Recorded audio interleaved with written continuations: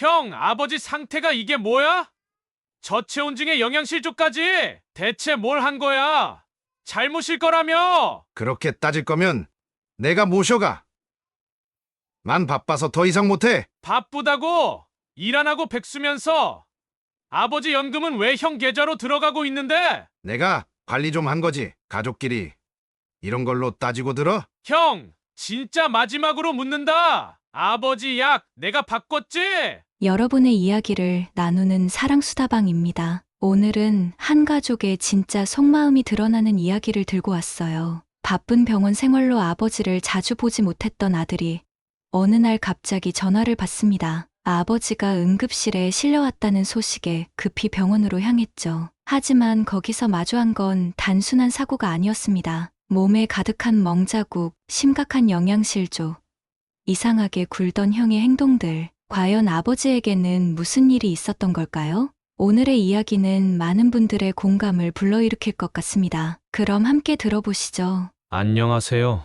저는 서울대학병원 응급의학과에서 근무하고 있는 송민우 전문의입니다. 오늘 저는 제 인생에서 가장 고통스러웠던 시간들에 대해 이야기하려고 합니다. 그날도 평소처럼 당직 근무를 하고 있었습니다. 올겨울 들어 가장 추운 날이었고 기상청에서는 극심한 한파 경보를 발령한 상태였습니다. 창밖으로는 하얀 눈이 휘몰아치고 있었고 체감온도는 영하 17도까지 떨어진다고 했습니다. 응급실은 한파로 인한 환자들로 정신이 없었습니다. 노숙자분들의 저체온증 사례가 특히 많았고 빙판길에서 넘어져 골절된 환자들도 끊임없이 들어왔습니다. 간호사들과 함께 쉴 틈 없이 환자들을 돌보던 그때 제 인생을 뒤흔들 전화 한 통을 받았습니다. 119 구급대에서 온 전화였는데 68세 남성 저체온증 환자를 이송 중이라는 내용이었습니다. 처음에는 그저 수많은 응급 환자 중 한 분이려니 생각했습니다. 하지만 환자의 인적사항을 전달받는 순간 제 심장이 멎는 것 같았습니다. 그 환자는 다름 아닌 제 아버지였습니다. 구급대원의 설명으로는 아버지께서 난방이 꺼진 방에서 의식이 혼미한 채로 발견되셨다고 했습니다. 발견 당시 체온은 34도였고 심각한 저체온 상태였습니다. 아버지는 3년 전 초기 치매 진단을 받으신 후 큰형과 함께 살고 계셨습니다. 아버지가 도착하시기 전까지의 10분이 제 인생에서 가장 길게 느껴졌습니다. 머릿속이 하얘지면서 온갖 생각들이 스쳐 지나갔습니다. 일이 바쁘다는 핑계로 자주 찾아뵙지 못했던 죄책감, 형에게만 아버지를 맡긴 것에 대한 후회, 그리고 무엇보다 의사인 제가 아버지의 건강 상태를 제대로 챙기지 못했다는 자책감이 몰려왔습니다. 마침내 구급차가 도착했고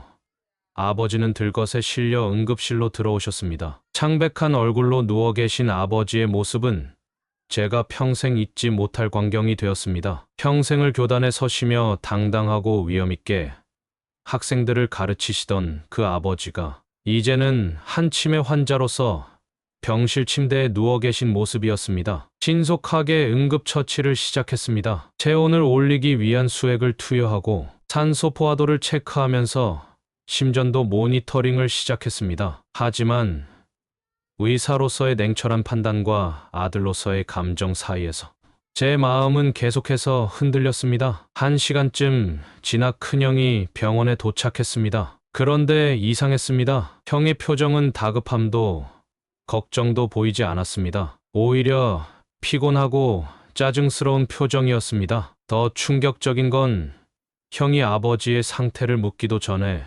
보험 서류를 먼저 찾기 시작했다는 것입니다. 그 순간 제 가슴에 불길한 예감이 들었습니다. 불안한 마음을 다잡고 아버지의 상태를 다시 확인했습니다. 그런데 아버지의 상태가 이상했습니다. 단순한 저체온증만이 아니었습니다. 영양실조 상태였고 전신에 멍 자국들이 눈에 띄었습니다. 옷은 땀과 소변으로 젖어 있었고 피부는 갈라져 있었습니다. 오랜 기간 제대로 된 씻기나 옷 갈아입히기가 이루어지지 않은 것이 분명했습니다. 이제 의심이 확신으로 바뀌었습니다. 아버지가 당한 것은 단순 사고가 아니었습니다. 누군가의 고의적인 학대일 가능성이 컸습니다. 아버지의 검사 결과는 예상보다 훨씬 더 심각했습니다. 혈액검사 수치는 모든 지표가 비정상이었고 탈수 증상과 알부민 수치 저하가 뚜렷했습니다. 특히 치매 치료제의 혈중 농도가 거의 검출되지 않았습니다. 이는 치매 약물이 최소 한 달 이상 투약되지 않았다는 증거였습니다. 전신 CT 촬영 결과는 더 충격적이었습니다. 여러 군데의 늑골 골절, 왼손 손목 골절, 치료받지 않은 미세 골절 흔적들이 보였습니다. 제가 수많은 낙상 사고를 다루어 왔기에 알고 있었습니다. 이런 골절은 단순히 넘어져서 생기는 상처가 아닙니다. 누군가의 폭력에 의해 생긴 상처라는 것을. 더욱 충격적이었던 것은 팔과 허벅지에 남아있는 주사 자국이었습니다. 병원에서 처방한 흔적이 아닌 불법 약물 투여의 흔적이었습니다. 이를 본 순간 제 손이 떨리기 시작했습니다. 아버지를 이렇게 만든 사람이 바로 내 형일지도 모른다는 의심이 머릿속에 박혔습니다. 혈액검사에서는 또 다른 이상한 점이 발견되었습니다. 치매 치료제의 혈중 농도가 거의 검출되지 않았습니다. 3년 전 치매 진단 이후 꾸준히 복용해 오셨다는 약이 최소 한 달 이상 제대로 투여되지 않았다는 의미였습니다. 이것은 명백한 치료 방임이었습니다. 손톱과 발톱은 까맣게 변색되어 있었고 발가락 사이의 무좀은 이미 심각한 상태였습니다. 체중 기록을 확인해 보니 3개월 만에 12kg이나 감소해 있었습니다. 정상적인 식사가 제공되지 않았다는 것이 분명했습니다. 근육량도 심각하게 감소해 있었고 이로 인해 보행이 거의 불가능한 상태였습니다. 더욱 충격적인 것은 아버지의 몸 곳곳에서 발견된 주사 자국이었습니다. 팔과 허벅지에 여러 개의 주사 자국이 있었는데 이는 병원에서 처방받은 주사제의 흔적이 아니었습니다. 누군가가 불법적으로 약물을 투여했다는 의심이 들었습니다. 침대에 누워 계신 아버지의 모습은 더욱 안쓰러웠습니다. 의식은 있으셨지만 눈빛이 초점을 잃은 채 천장만 바라보고 계셨습니다. 간간히 불안한 듯 손을 떠시는 모습이 보였고 누군가 다가가면 움츠러드는 반응을 보이셨습니다. 명백한 학대 후유증의 증상이었습니다. 검사 결과를 정리하면서 화가 치밀어 올랐습니다. 이런 상태가 되도록 방치한 것은 단순한 실수나 무지가 아닌 의도적인 학대였음이 분명했습니다. 더구나 이런 상황을 모른 척 외면했던 제 자신이 너무나도 부끄러웠습니다. 형은 아버지의 상태를 설명을 듣는 동안 무표정한 얼굴로 휴대폰만 들여다보고 있었습니다. 오히려 검사가 너무 많이 진행된다며 불만스러운 태도를 보였고 보험 적용 여부만 계속해서 확인했습니다. 이런 형의 모습에서 불길한 예감이 들었습니다. 간호사들이 아버지의 체온을 측정하고 수액을 교체하는 동안 저는 마음을 다잡았습니다. 이제는 더 이상 눈 감아서는 안 되었습니다. 아버지를 이런 상태로 만든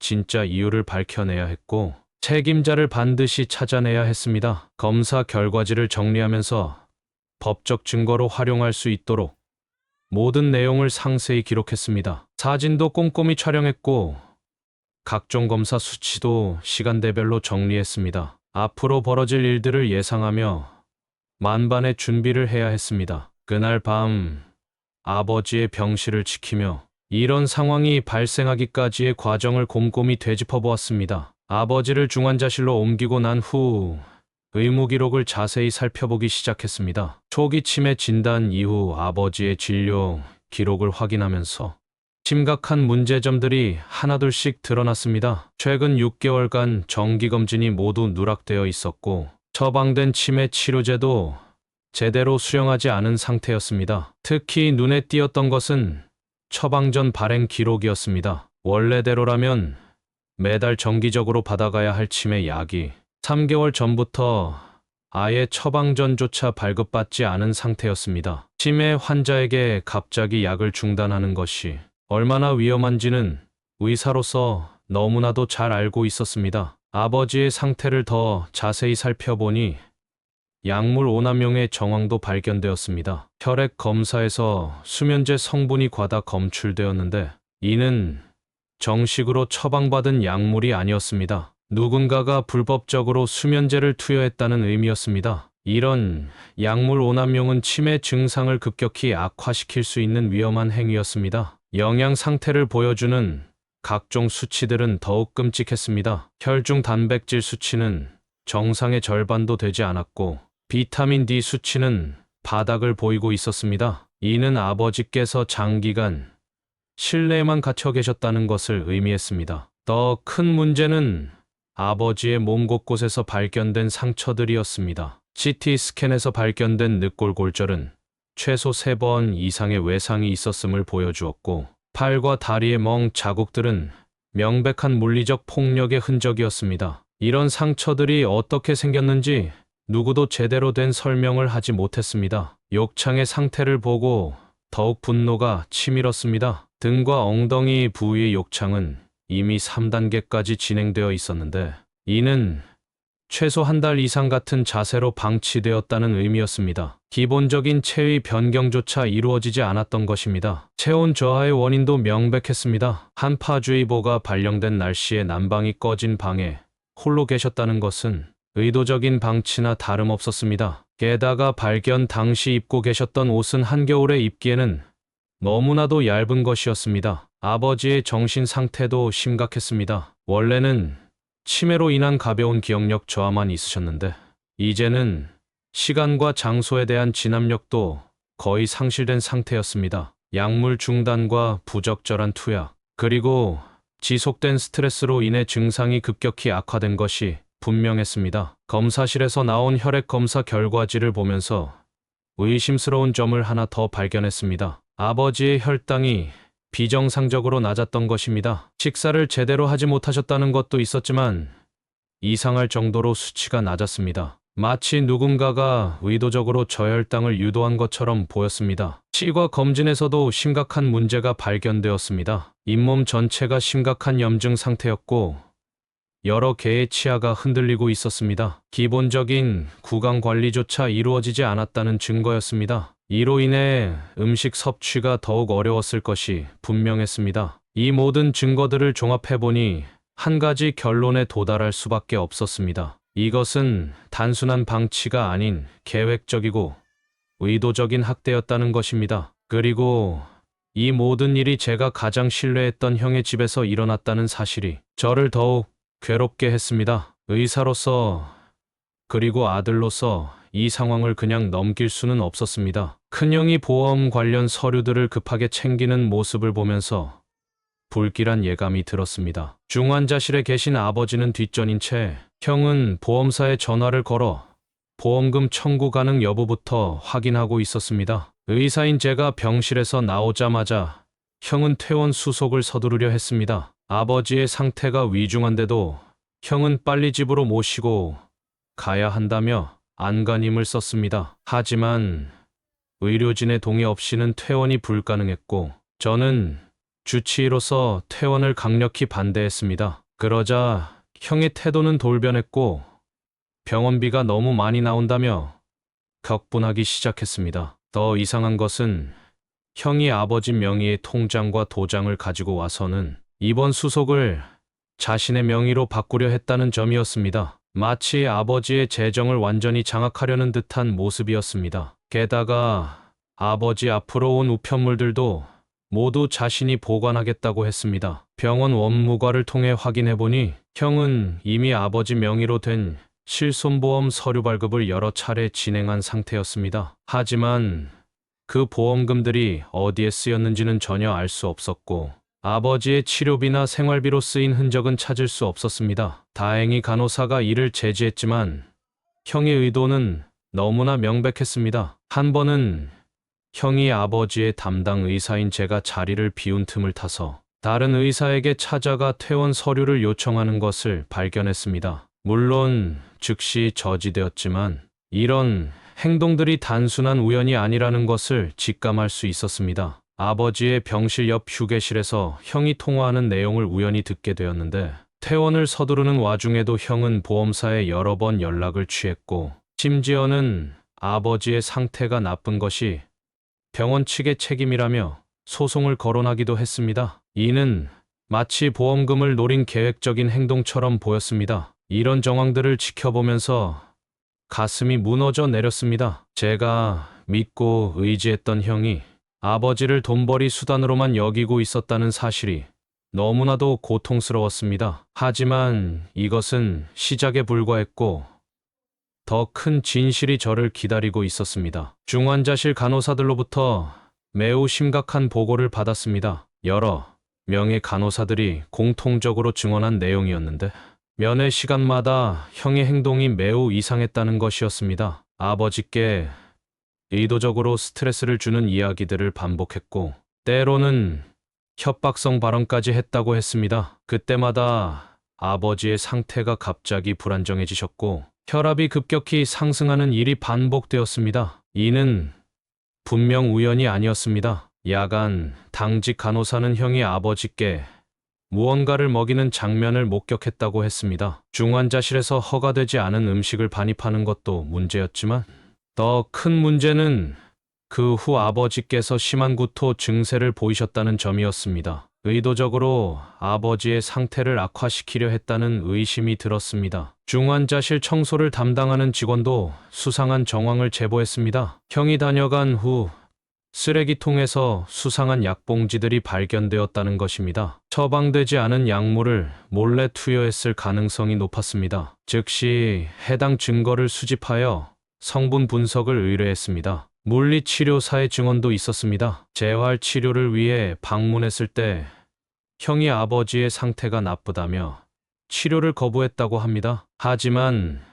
의료진이 판단하기에 아버지의 상태는 충분히 재활 치료가 가능한 상황이었습니다. 의도적으로 아버지의 회복을 방해하려 했던 것입니다. 영양사도 비슷한 경험을 했습니다. 형이 아버지의 식사가 늘 거의 남아 있었고 식사하신 흔적이 아예 없을 때도 있었다고 합니다. 이는 환자의 회복을 심각하게 저해할 수 있는 행위였습니다. 원무과 직원들도 이상한 점을 발견했습니다. 형이 아버지 병원 진단서를 하루가 멀다 하고 떼어가는 수상한 행동을 반복했다는 것입니다. 약제과에서도 중요한 제보가 있었습니다. 형이 다른 환자의 처방전을 이용해 약물을 불법으로 구하려 한 시도가 있었다는 것입니다. 다행히 발각되어 미수에 그쳤지만 이는 심각한 불법 행위였습니다. 병원 직원들의 증언이 쌓여갈수록 형의 의도는 더욱 명확해졌습니다. 아버지의 회복을 방해하고 오히려 상태를 악화시켜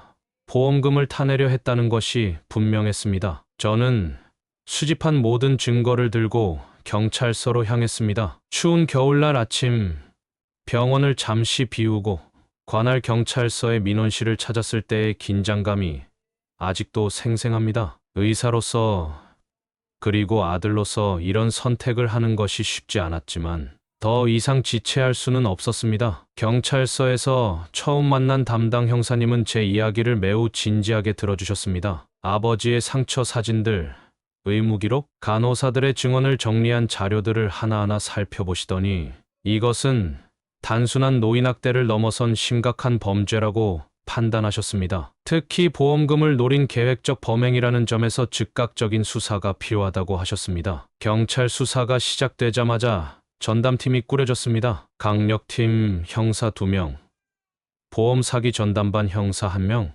그리고 노인학대 전문 수사관까지 배정되었습니다. 제가 제출한 증거들을 바탕으로 수사는 신속하게 진행되었고 형사님들은 이런 케이스를 맡아본 적이 없을 정도로 충격적이라고 하셨습니다. 진술서를 작성하는 과정은 무척이나 고통스러웠습니다. 아버지에 대한 형의 학대 행위를 하나하나 진술하면서 그동안 제가 얼마나 무관심했는지 다시 한번 깊이 반성하게 되었습니다. 형사님은 제 진술 하나하나를 꼼꼼히 기록하시면서 이런 결단이 쉽지 않았을 거라며 위로의 말씀도 해주셨습니다. 경찰은 즉시 병원 CCTV 영상 확보에 나섰습니다. 중환자실 복도, 면회객 출입구, 주차장 등 병원 내 모든 감시 카메라 영상이 압수수색 대상이 되었습니다. 다행히도 병원 측에서도 적극적으로 협조해 주셨고 형이 수상한 행적들이 담긴 영상들을 빠르게 확보할 수 있었습니다. 진술 도중 가장 힘들었던 순간은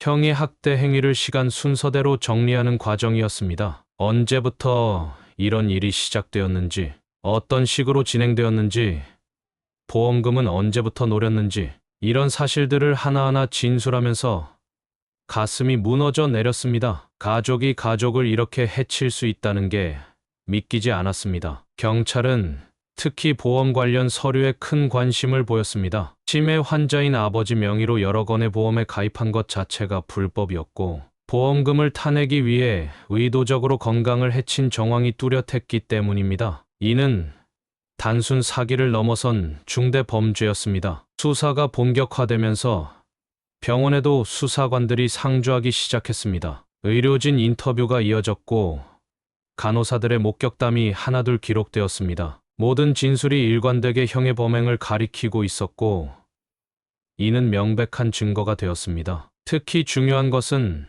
아버지의 진술 확보였습니다. 비록 치매 증상이 있으시지만 학대당한 기억만큼은 선명하게 기억하고 계셨습니다. 형사님들은 최대한 조심스럽게 아버지의 심리적 충격을 최소화하면서 진술을 받아내셨습니다. 보험사 조사팀도 수사에 합류했습니다. 여러 보험사의 계약 내용과 청구 기록을 조사하기 시작했고 형이 이미 받아간 보험금의 흐름도 추적하기 시작했습니다. 모든 정황이 계획적인 범행임을 가리키고 있었습니다. 수사가 진행될수록 더 많은 증거들이 발견되었습니다. 형의 휴대폰에서 보험금 관련 검색 기록이 나왔고 도박 사이트 접속 기록도 확인되었습니다. 보험금을 노린 계획적 범행이라는 의심은 점점 더 확신으로 바뀌어갔습니다. 경찰은 신속하게 형의 금융거래 내역도 조사하기 시작했습니다. 아버지의 통장에서 빠져나간 돈의 흐름을 추적하고 보험금이 어떻게 사용되었는지 확인하는 작업이 시작되었습니다. 모든 증거가 하나로 연결되어 있었습니다. 제가 경찰서에서 진술을 마치고 나올 때는 이미 저녁이 되어 있었습니다. 차가운 겨울바람이 얼굴을 때렸지만 마음만큼은 조금 가벼워진 것 같았습니다. 이제는 진실이 밝혀질 것이라는 희망이 보였기 때문입니다. 거리에 쌓인 눈을 바라보며 생각했습니다. 이제 시작일 뿐이라고. 아버지를 지키기 위해 그리고 정의를 위해 긴 싸움이 필요할 것이라고. 하지만 이제는 혼자가 아니었습니다. 법과 정의가 우리 편에 있었으니까요. 수사가 진행되면서 형의 과거 이력이 하나둘씩 드러나기 시작했습니다. 경찰이 형의 전과 기록을 조회했을 때 저는 또 한 번 충격에 빠졌습니다. 이미 몇 년 전에도 보험 사기 혐의로 입건된 전력이 있었던 것입니다. 당시에는 증거 불충분으로 기소되지 않았지만 그 수법이 이번 사건과 매우 유사했습니다. 더 충격적인 사실은 형이 다니던 직장에서의 기록이었습니다. 5년 전 모 보험회사에서 근무했는데 고객의 보험금을 빼돌린 혐의로 징계해고를 당했다는 사실이 밝혀졌습니다. 회사는 당시 형의 명예를 고려해 고소는 하지 않았지만 내부 감사 자료에는 모든 기록이 남아 있었습니다. 경찰은 형의 신용불량 기록도 찾아냈습니다. 도박, 빚이 엄청났습니다. 온라인 도박 사이트에서만 5천만 원이 넘는 빚이 있었고 사채업자들에게도 여러 건의 채무가 있었습니다. 이런 빚들이 형을 극단적인 선택으로 몰아갔다는 것을 알 수 있었습니다. 형이 살던 동네의 주민센터에서도 충격적인 제보가 있었습니다. 작년에만 2차례나 노인학대 의심 신고가 들어왔었다고 합니다. 당시 담당 공무원이 가정방문을 시도했지만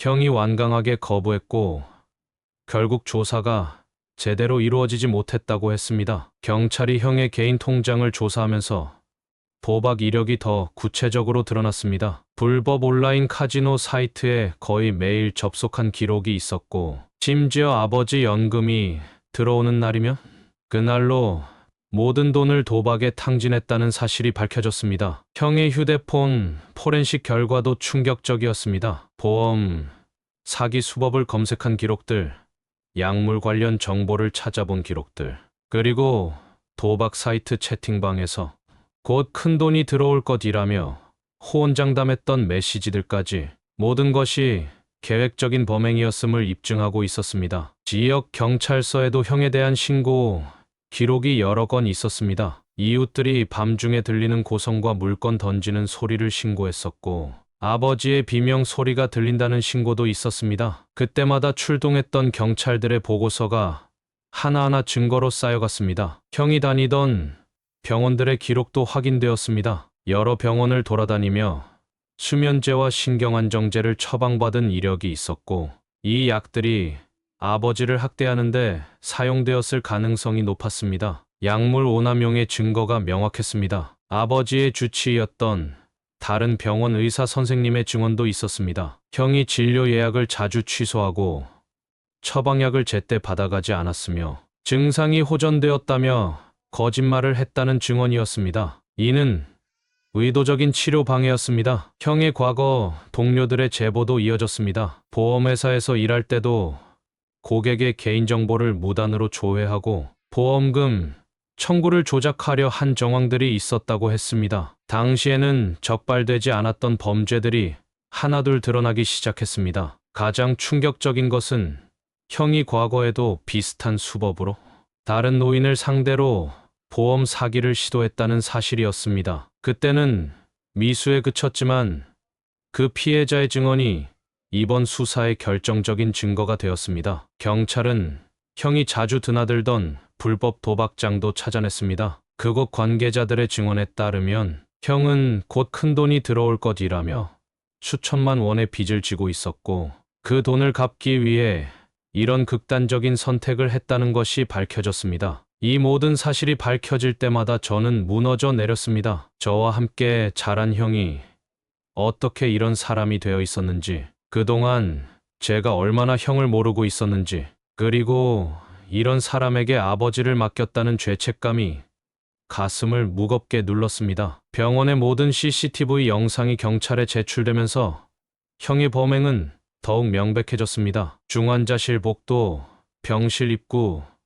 주차장, 로비의 모든 감시 카메라가 형의 악행을 고스란히 담고 있었습니다. 영상을 하나하나 확인할 때마다 제 심장은 무너져 내렸습니다. 가장 충격적이었던 것은 중환자실 면회 시간의 영상이었습니다. 간호사들이 자리를 비운 틈을 타서 형이 아버지의 수액을 조작하는 장면이 선명하게 찍혀 있었습니다. 수액 주입 속도를 의도적으로 높이거나 낮추는 등 명백한 범죄 행위였습니다. 야간 CCTV는 더욱 충격적인 장면을 담고 있었습니다. 면회 시간이 한참 지난 새벽에 형이 몰래 병실에 들어와 아버지께 무언가를 먹이는 장면이 포착되었습니다. 주차장 CCTV에서는 형이 수상한 가방을 들고 자주 드나드는 모습이 발견되었습니다. 특히 야간에 몰래 들어오려다가 보안요원에게 제지당하는 장면도 있었습니다. 그 가방에는 나중에 발견된 불법 약물들이 들어있었을 것이라고 경찰은 추정했습니다. 병원 로비의 카메라는 형이 여러 보험사 직원들과 만나는 장면을 포착했습니다. 아버지의 상태가 악화된 것처럼 과장하여 설명하고 보험금 청구를 위한 서류들을 주고받는 모습이 모두 녹화되어 있었습니다. 화장실 앞 복도 카메라에서는 형이 전화 통화하는 장면이 여러 번 포착되었습니다. 음성은 녹음되지 않았지만 형의 행동으로 보아 도박 빚 독촉에 시달리는 것처럼 보였습니다. 초조하게 서성이다가 벽을 치거나 머리를 쥐어뜯는 모습이 선명했습니다. 병원 후문 CCTV는 형이 의심스러운 인물들과 만나는 장면을 포착했습니다. 나중에 밝혀진 바로는 이들이 사채업자들이었고 형은 이들에게 거액의 빚을 지고 있었다는 사실이 드러났습니다. 약제실 앞 카메라에서는 형이 다른 환자의 처방전을 들고 서성이는 모습이 발견되었습니다. 불법으로 약물을 구하려 했던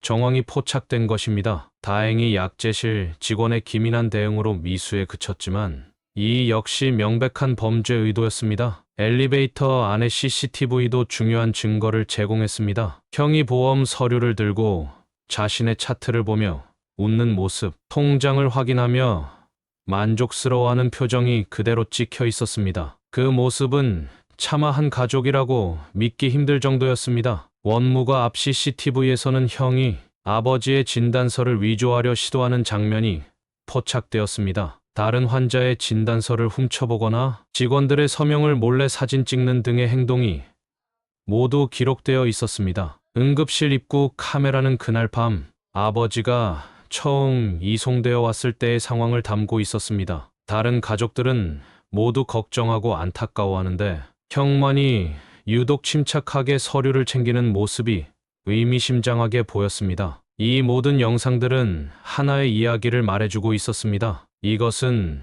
우발적인 사고가 아닌 철저히 계획된 범죄였다는 것을, 그리고 그 범죄의 주체가 바로 제가 그토록 믿었던 형이라는 사실이 저를 더욱 괴롭게 했습니다. 경찰의 금융조사는 더욱 충격적인 사실들을 밝혀냈습니다. 아버지 명의의 모든 통장과 형의 계좌 내역을 조사한 결과 지난 1년간의 자금 흐름이 모두 드러났습니다. 그 내용을 보면서 저는 머리가 아찔했습니다. 가장 심각했던 것은 아버지의 연금 착취였습니다. 매달 170만 원씩 입금되는 연금이 입금 직후 모두 형의 계좌로 빠져나가고 있었습니다. 생활비는커녕 병원비 한 푼 남기지 않은 채 모든 돈이 형의 도박 자금으로 쓰였다는 사실이 밝혀졌습니다. 보험금 관련 내역은 더욱 충격적이었습니다. 형은 아버지 명의로 총 8개의 보험에 가입했고 아버지 명의로 발급된 대출도 여러 건 있었습니다. 시중은행에서 받은 대출만 해도 몇 천만 원이 넘었고 저축은행과 대부업체를 통한 대출까지 합하면 총 1억이 넘었습니다. 치매 환자의 상태를 악용한 명백한 금융사기였습니다. 아버지의 연금과 보험금이 모두 이런 도박 자금으로 사용된 것이었습니다. 신용카드 내역도 충격적이었습니다. 형은 아버지 명의로 발급받은 카드로 고급 술집, 도박장 근처 호텔, 명품 구매 등 사치스러운 소비를 일삼았습니다. 반면 아버지의 병원비나 약값은 제때 납부하지 않았습니다. 보험 사기 수익금의 흐름도 추적되었습니다. 보험금이 입금되면 그날로 대부분이 도박 자금으로 빠져나갔고 일부는 사채업자들에게 이자를 갚는데 사용되었습니다. 아버지의 치료비로는 단 한 푼도 사용되지 않았습니다. 더욱 악질적인 것은 병원비 착복이었습니다. 친척들이 아버지 치료비로 보내준 돈까지 형이 가로채서 도박에 탕진했다는 사실이 밝혀졌습니다. 병원에는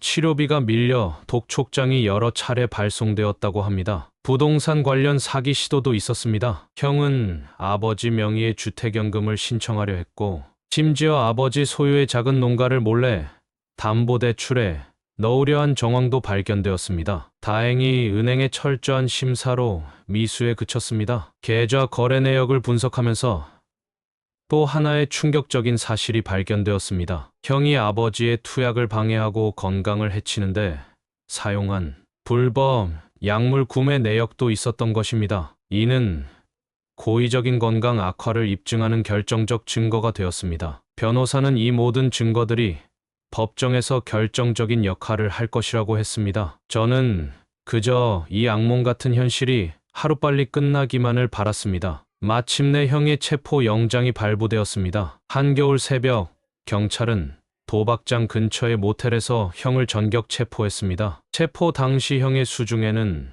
아버지 명의의 보험 서류와 통장들이 가득했고 불법 약물로 추정되는 물품들도 발견되었습니다. 체포 순간의 형의 모습은 제가 알던 형이 아니었습니다. 도박과 범죄로 망가진 형은 마치 다른 사람처럼 보였습니다. 처음에는 모든 것을 부인하며 소리를 지르고 난동을 부렸지만 경찰이 증거들을 하나씩 제시하자 급격히 태도가 변했습니다. 구속 전 피의자 신문에서 형은 결국 모든 범행을 시인했습니다. 도박, 빚 때문에 궁지에 몰렸고 보험금을 노리고 이런 일을 저질렀다고 했습니다. 아버지를 해치려 했다는 사실을 담담하게 인정하는 형의 모습에 저는 경악을 금치 못했습니다. 검찰은 즉시 구속영장을 청구했고 법원은 증거인멸과 도주 우려가 있다며 영장을 발부했습니다. 형은 구치소로 이송되었고 그곳에서 재판을 기다리게 되었습니다. 한 가족이었던 사람이 차가운 철창 속으로 들어가는 모습을 지켜보는 일은 너무나 고통스러웠습니다. 조사가 진행될수록 더 많은 사실들이 드러났습니다. 형은 범행 초기부터 치밀한 계획을 세웠다고 했습니다. 아버지의 치매 진단을 이용해 보험에 가입하고 의도적으로 건강을 해치면서 보험금을 타내려 했던 것입니다. 특히 충격적이었던 것은 형의 진술서였습니다. 차갑고 담담한 어조로 범행 과정을 진술하는 내용을 읽으면서 저는 이 사람이 정말 제 형이 맞는지 의심스러울 정도였습니다. 그토록 정이 많았던 형이 어쩌다 이렇게 되었는지. 구치소에서 온 형의 첫 편지는 더욱 충격적이었습니다. 반성은커녕 오히려 자신이 피해자라며 가족들이 자신을 이해하지 못한다고 원망하는 내용이었습니다. 편지를 읽는 내내 손이 떨렸고 도저히 끝까지 읽을 수가 없었습니다. 구속 이후에도 형은 끊임없이 보석을 신청했습니다. 하지만 법원은 증거인멸 우려가 있다며 모두 기각했고 형은 차가운 구치소에서 재판을 기다리게 되었습니다. 겨울은 더욱 깊어져 갔고 제 마음도 함께 얼어붙어 갔습니다. 긴급 체포부터 구속까지 모든 과정을 지켜보면서 저는 깊은 상실감에 빠졌습니다. 어린 시절 저를 돌봐주던 형이 이제는 중범죄자가 되어 철창 속에 갇히게 된 현실이 너무나 비현실적으로 느껴졌습니다. 담당 형사님은 이렇게 결정적인 증거가 많은 사건은 처음이라고 했습니다. 유죄는 확실하며 상당히 중한 형량이 예상된다고 했습니다. 그 말을 들으면서도 제 마음 한켠에는 여전히 형을 향한 안타까움이 자리 잡고 있었습니다. 하지만 이제 돌이킬 수 없는 강을 건넌 것이었습니다. 아버지의 치료와 회복이 먼저였고 법의 심판은 피할 수 없는 것이었습니다. 창밖으로 내리는 눈을 바라보며 이 모든 악몽이 빨리 끝나기를 간절히 기도했습니다. 재판이 시작되었습니다. 검찰은 형을 특수상해, 노인학대, 보험 사기, 업무상 횡령 등 총 8개 혐의로 기소했습니다. 첫 공판이 열린 법정에서 저는 피고인석에 앉아있는 형을 바라보며 복잡한 감정에 휩싸였습니다. 구치소 생활로 수척해진 형의 모습이 너무나 낯설었습니다. 검찰의 모두 진술은 강력했습니다. 치매 환자인 아버지를 상대로 한 계획적인 범행이라는 점, 보험금을 노린 지속적인 학대가 있었다는 점, 의료인의 주의 의무를 고의로 방해했다는 점 등을 강조했습니다. 특히 혐의별로 정리된 증거들은 너무나 명백했습니다. 첫 증인으로 나선 것은 병원 간호사들이었습니다. 형이 아버지의 수액을 조작하고 불법 약물을 투여하려 했던 정황들을 상세히 증언했습니다. CCTV 영상과 함께 제시된 간호일지는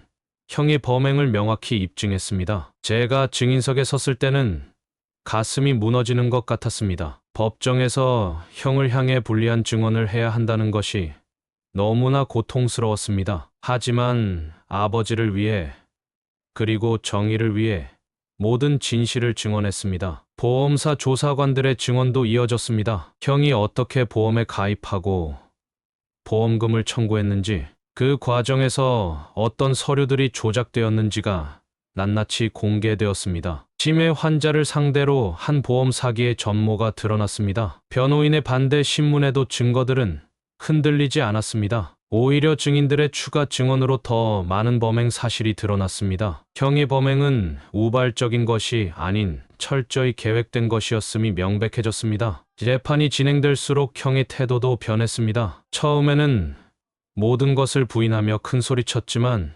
결정적인 증거들이 나올 때마다 점점 기가 꺾여갔습니다. 마지막에는 고개를 푹 숙인 채 움직이지도 않았습니다. 검사는 징역 12년을 구형했습니다. 사회적 약자인 치매 환자를 대상으로 한 계획적 범행, 보험 사기의 악질성, 반성 없는 태도 등을 고려할 때 중형이 불가피하다는 것이었습니다. 법정 안에는 무거운 침묵이 내려앉았습니다. 선고 공판날 저는 아침부터 떨리는 마음을 진정시킬 수 없었습니다. 재판장님은 판결문을 낭독하기 시작하셨고 형은 최종적으로 징역 10년을 선고받았습니다. 보험금 전액 환수와 함께 추징금도 부과되었습니다. 선고가 끝난 후 형은 저를 바라보았습니다. 그 눈빛에서 처음으로 진정한 후회의 기색을 봤습니다. 형은 다시 구치소로 향했고 저는 무거운 발걸음을 돌려 병원으로 향했습니다. 재판 과정은 끝났지만 우리 가족의 상처는 여전히 아물지 않았습니다. 형의 범행으로 인한 정신적 충격, 아버지의 건강 악화, 그리고 무너진 가족관계, 이 모든 것을 회복하는 데는 오랜 시간이 걸릴 것 같았습니다. 겨울이 지나고 봄이 오듯 이 아픔도 언젠가는 치유되리라 믿었습니다. 하지만 그 전에 아버지의 건강 회복이 먼저였습니다. 이제 저희는 새로운 시작을 앞두고 있었습니다. 아버지의 회복은 천천히 하지만 꾸준히 진행되었습니다. 이제는 형의 방해 없이 제대로 된 치료를 시작할 수 있었습니다. 의료진과 상의하여 체계적인 치료 계획을 세웠고 필요한 모든 지원을 아끼지 않기로 했습니다. 가장 먼저 시작한 것은 약물 치료의 정상화였습니다. 그동안 중단되었던 치매 치료제를 다시 투약하기 시작했고 영양 상태 개선을 위한 보조제도 함께 처방받았습니다. 의사 선생님은 꾸준한 투약만으로도 상당한 호전이 있을 것이라고 말씀해 주셨습니다. 물리치료도 본격적으로 시작되었습니다. 오랜 방치로 약해진 근력을 회복하기 위해 매일 2시간씩 재활치료를 받으셨습니다. 처음에는 휠체어 없이는 움직이기도 힘드셨지만 점차 보행기에 의지에 걸을 수 있게 되셨습니다. 영양 관리에도 특별히 신경 썼습니다. 영양사와 상담하여 아버지의 상태에 맞는 식단을 구성했고 연식부터 시작해서 천천히 일반식으로 전환해 갔습니다. 매 끼니마다 제가 직접 식사를 도와드렸고 조금씩 식사량도 늘어갔습니다. 피부 관리도 시작했습니다. 심각했던 욕창은 전문 간호사의 꾸준한 처치로 조금씩 아물어갔고 건조했던 피부도 매일 보습 관리를 하면서 점차 좋아졌습니다. 이제는 통증 없이 편하게 눕고 앉으실 수 있게 되었습니다. 심리 치료도 병행했습니다. 형의 학대로 인한 트라우마를 치유하기 위해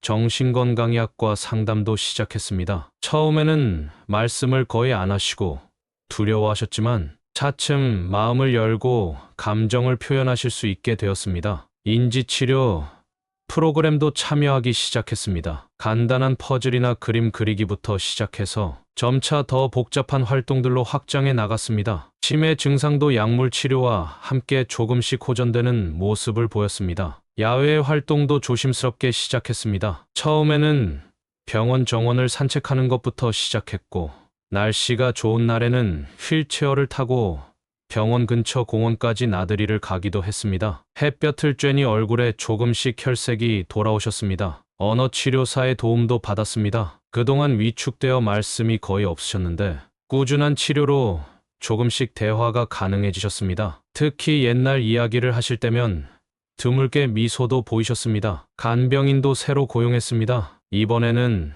전문 자격을 갖춘 분을 신중하게 선택했고 스문의 시간 교대 근무로 아버지를 돌봐드리게 했습니다. 덕분에 기본적인 일상생활이 훨씬 편안해지셨습니다. 치료가 진행될수록 놀라운 변화가 일어났습니다. 두려움에 가득 찼던 눈빛이 조금씩 밝아지셨고 간간히 웃음소리도 들을 수 있게 되었습니다. 무엇보다 저를 알아보시고 반가워하시는 모습에 가슴이 뭉클했습니다. 병원 직원들도 아버지의 변화에 놀라워했습니다. 처음의 모습과 비교하면 마치 다른 사람 같다고들 했습니다. 의료진들은 이제 퇴원을 고려해볼 만한 상태라고 평가했습니다. 이제 봄이 오고 있었습니다. 창밖의 눈은 녹기 시작했고 아버지의 얼어붙었던 마음도 서서히 녹아내리고 있었습니다. 비록 더딘 걸음이었지만 우리는 확실히 앞으로 나아가고 있었습니다. 아버지가 퇴원하시고 새로운 생활이 시작되었습니다. 가장 먼저 한 일은 성년후견인 지정이었습니다. 이제는 제가 아버지의 법적 보호자가 되어 모든 것을 직접 챙기기로 했습니다. 이전의 실수를 반복하지 않기 위해 후견인으로서의 책임과 의무에 대해 꼼꼼히 공부했습니다. 새로운 보금자리도 마련했습니다. 병원과 가까운 아파트를 구해 이사했고 아버지의 거동에 맞춰 집 안 곳곳을 베리어 프리로 개조했습니다. 화장실에는 안전바를 설치하고 문턱도 없애고 바닥도 미끄럽지 않게 시공했습니다. 매트리스도 특수 제작된 것으로 바꾸어 욕창 예방과 편안한 수면이 가능하도록 했습니다. 간병 체계도 새롭게 구축했습니다. 주간 간병인과 야간 간병인을 각각 고용하여 스문의 시간 돌봄이 가능하도록 했습니다. 모두 전문 자격을 갖춘 분들이었고 특히 치매 환자 돌봄 경험이 풍부한 분들을 선택했습니다. 간병인들과 매일 아침 저녁으로 인수인계를 하며 아버지의 상태를 꼼꼼히 체크했습니다. 일상생활의 모든 것을 체계화했습니다. 투약 시간표를 만들어 벽에 붙여두고 식사 메뉴도 일주일 단위로 계획했습니다. 재활운동 시간도 정해두고 산책 시간도 날씨 좋은 날은 빠지지 않고 지켰습니다. 규칙적인 생활이 회복에 도움이 된다는 의사 선생님의 조언을 철저히 따랐습니다. 제 생활도 크게 바꾸었습니다. 병원 당직 근무를 최소화하고 규칙적인 시간에 출퇴근할 수 있는 부서로 옮겼습니다. 주말에는 반드시 아버지와 시간을 보내기로 했고, 한 달에 한 번은 근교로 나들이를 가기로 했습니다. 아버지의 즐거움을 위한 준비도 했습니다. 좋아하시던 바둑판도 사드리고 옛날 사진첩도 정리해서 보여드렸습니다. 가끔은 옛 제자들이 찾아와 인사를 드리기도 했는데 그럴 때면 아버지의 표정이 한층 밝아지셨습니다. 경제적인 부분도 철저히 관리했습니다. 형이 착복했던 보험금도 일부 돌려받았고 연금도 이제는 제가 직접 관리하게 되었습니다. 매달 들어오는 수입과 지출을 꼼꼼히 정리하고 긴급 상황을 위한 별도의 계좌도 마련했습니다. 의료진과의 소통도 강화했습니다. 정기적으로 주치의를 만나 상담했고 간호사들과도 수시로 연락하며 아버지의 상태를 체크했습니다. 응급 상황에 대비한 매뉴얼도 만들어 두었고 가까운 병원 응급실과도 연계 체계를 구축했습니다. 무엇보다 중요한 것은 아버지와의 정서적 유대였습니다. 매일 저녁 퇴근 후에는 반드시 아버지 방에서 시간을 보냈고 손을 잡고 이야기를 나누었습니다. 처음에는 말씀이 없으셨지만 점차 옛날 이야기도 해주시고 때로는 농담도 하시게 되었습니다. 법적인 보호 장치도 마련했습니다. 노인보호 전문기관에 등록하고 정기적인 모니터링을 받기로 했습니다. 또한 지역 주민센터와도 연계하여 수시로 안부 확인을 받을 수 있도록 했습니다. 이런 2중 3중의 안전장치로 2번 다시는 학대가 일어나지 않도록 했습니다. 이렇게 새로운 체계를 만들어가면서 저는 점차 희망을 보기 시작했습니다. 비록 형은 감옥에 있었지만 이제 아버지와 저는 새로운 삶을 시작할 수 있게 되었습니다. 봄이 오듯 우리의 삶에도 따뜻한 변화가 찾아오고 있었습니다. 담당 의사 선생님께서도 아버지의 상태가 매우 안정적이라고 평가해 주셨습니다. 규칙적인 생활과 적절한 치료, 그리고 무엇보다 안정된 환경이 큰 도움이 되었다고 하셨습니다. 아버지의 사례가 알려지면서 지역사회의 도움의 손길이 하나둘 모이기 시작했습니다. 노인보호 전문기관에서는 정기적인 상담과 함께 다양한 지원 프로그램을 제공해 주셨고 구청의 복지과에서도 적극적으로 도움을 주셨습니다. 특히 주민센터의 사회복지사 선생님의 도움이 컸습니다. 매주 한 번씩 방문하여 아버지의 상태를 살펴주시고 필요한 복지 서비스를 연계해 주셨습니다. 덕분에 노인 돌봄 종합 서비스, 방문 요양 서비스 등 제가 미처 알지 못했던 다양한 지원을 받을 수 있었습니다. 지역 의료기관과의 협력 체계도 구축되었습니다. 제가 근무하는 병원뿐만 아니라 근처의 여러 병원들과 연계하여 응급 상황에 대비한 네트워크를 만들었습니다. 특히 치매안심센터와의 협력은 아버지의 치료에 큰 도움이 되었습니다. 노인복지관에서도 많은 도움을 주셨습니다. 주간보호 프로그램을 이용하게 되면서 아버지는 또래 어르신들과 교류할 수 있게 되었고 다양한 여가 활동에도 참여하실 수 있었습니다. 공예교실, 음악치료, 원예활동 등을 통해 활력을 되찾으셨습니다. 지역 자원봉사자들의 정기적인 방문도 시작되었습니다. 말벗 서비스, 책 읽어주기, 산책 동행 등 다양한 형태의 봉사활동이 이어졌습니다. 특히 퇴직하신 교사 출신 봉사자분과는 각별한 친분이 생겼는데 같은 교직 경험을 나누며 많은 대화를 나누셨습니다. 치매지원센터의 가족교육 프로그램도 큰 도움이 되었습니다. 치매 환자를 돌보는 방법, 응급상황 대처법, 스트레스 관리법 등을 배우면서 저 역시 많이 성장할 수 있었습니다. 같은 상황의 다른 가족들과 경험을 나누며 위로와 용기를 얻었습니다. 구청에서 지원하는 주거환경 개선 사업의 혜택도 받았습니다. 미끄럼 방지 매트, 안전 손잡이 설치, 문턱 제거 등 집안 곳곳을 아버지가 생활하기 편한 공간으로 바꿀 수 있었습니다. 전문가의 조언을 받아 조명도 밝게 교체했습니다. 방문 간호 서비스도 정기적으로 받게 되었습니다. 전문 간호사가 주 2회 방문하여